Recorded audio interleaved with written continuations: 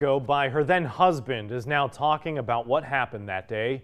Another Sunset woman was stabbed to death. The responding officer was shot and killed. The attacker is now serving 2 life sentences at Angola. As Kendra LaFleur reports, this survivor now hopes her story can be a lesson to women in violent relationships. It's a story you'll see only on 3. I was stabbed 8 times and I was shot 5 times. The scars remain. This is where I was shot when I blocked my head. The memory still so vivid 4 years later. And I started running and I went to the next door neighbor's house, like inside the bushes, so some of the bullets could miss me. As time passes, it doesn't get easier for Courtney Jolivet to talk about her survival after her then husband violently attacked 2 people, shot a police officer to death, drove a car into a convenience store, and seriously injuring other people inside.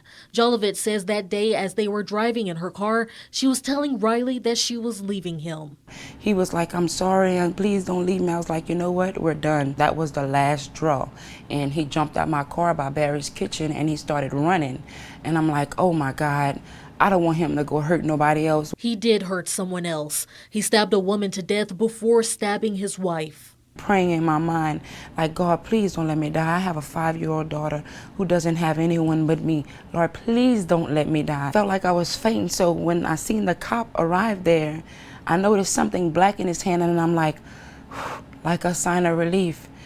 A police officer arrived and she walked over to him, trying to explain what was going on, but couldn't get the words out.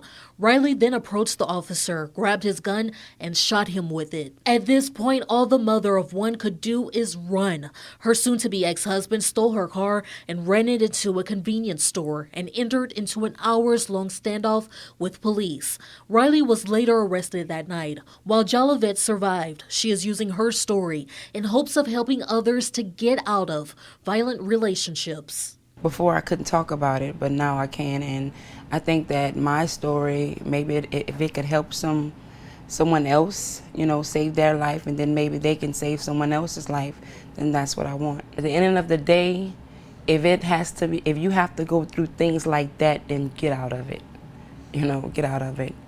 And when I got the red flags at one time, I should have got out of it, but I stayed there thinking, oh well, maybe it could work. And that ended up leading to other things also. So, in St. Landry Parish, Kendra LaFleur, KETC TV3.